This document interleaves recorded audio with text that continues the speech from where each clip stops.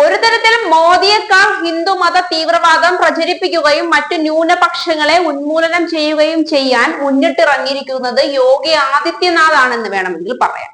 അതുകൊണ്ട് തന്നെ യോഗി ആദിത്യനാഥ് ഏതെങ്കിലും കുറച്ചുകൂടി മെച്ചപ്പെട്ട ഒരു സ്ഥാനത്ത് ഇരുത്തി ഇന്ത്യയിൽ നിന്ന് ന്യൂനപക്ഷങ്ങളെ ഓടിച്ച് ഇന്ത്യയെ ഒരു സമ്പൂർണ്ണ ഹിന്ദുമത രാഷ്ട്രമാക്കി മാറ്റാനുള്ള തത്രപ്പാടിലാണ് BJP നേതൃത്വം. നേരത്തെ മോദി രാജിവെക്കുകയാണെങ്കിൽ ആ സ്ഥാനത്തേക്ക് യോഗിയെ കൊണ്ടുവരണമെന്ന തരത്തിലുള്ള ചർച്ചകളും അഭ്യൂഹങ്ങളും നടന്നിരുന്നു. എന്നാൽ മോദി രാജിവെക്കേണ്ട എന്ന് മൊത്തം BJP നേതൃത്വം ഒറ്റക്കെട്ടായി തീരുമാനിച്ചതോടുകൂടി യോഗിയുടെ ആ മോഹം പൊലി. ഇപ്പോൾ യോഗിക്ക് ദേശീയ അധ്യക്ഷനാവാനുള്ള നറുക്കാണ് വീണിരിക്കുന്നത്.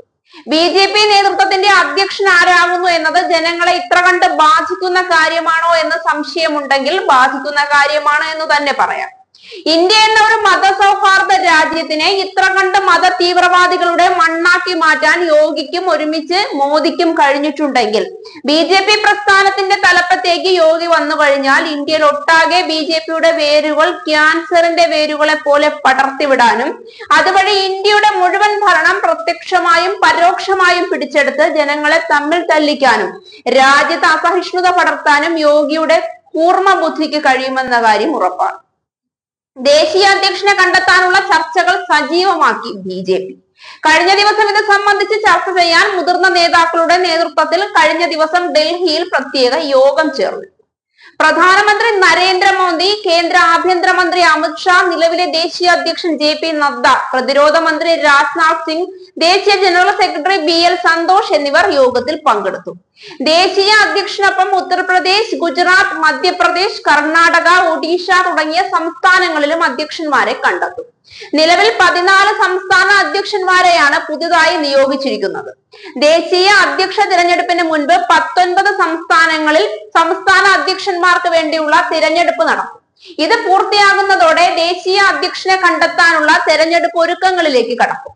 ഈ മാസം അവസാനമോ അല്ലെങ്കിൽ അടുത്ത മാസം ആദ്യമോ അധ്യക്ഷനെ കണ്ടെത്തിയേക്കുമെന്നാണ് സൂചന.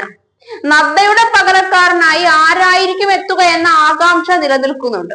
2020-ലായിരുന്നു നദ്ദ അധ്യക്ഷനായത്. 3 വർഷമാണ് അധ്യക്ഷന്റെ കാലാവധി.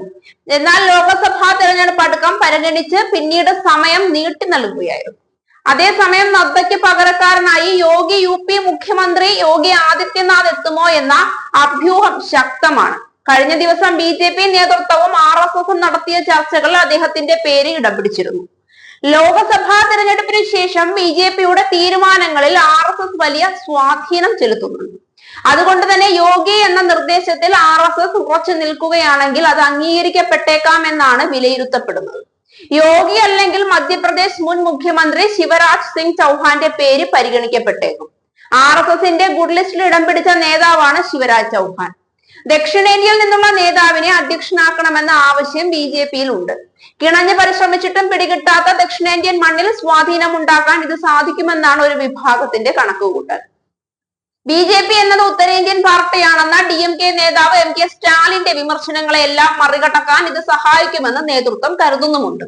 മുൻപ് ദക്ഷിണേന്ത്യയിൽ നിന്ന് BJPക്ക് ദേശീയ അധ്യക്ഷൻ ഉണ്ടായിട്ടുണ്ട്. M വെങ്കയ്യ നായിഡു, ജന കൃഷ്ണമൂർത്തി, ബംഗാര ലക്ഷ്മൺ എന്നിവരാണ് അധ്യക്ഷ പദം വഹിച്ച ദക്ഷിണേന്ത്യൻ നേതാക്കൾ. എന്നാൽ കാര്യമായ ചലനങ്ങൾ ഉണ്ടാക്കാൻ ഇവർക്ക് സാധിച്ചിരുന്നില്ല.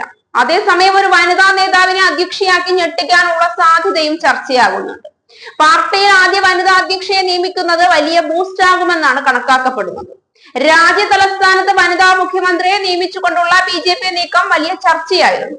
സമാന രീതിയിലുള്ള നീക്കത്തിന് BJP നേതൃത്വം തയ്യാറാകുമോ എന്നാണ് ഉറ്റുനോക്കുന്നത്. തലമുറ മാറ്റത്തിന് BJP തയ്യാറെടുക്കുമോ എന്ന ചോദ്യവും ഉയരുന്നുണ്ട്.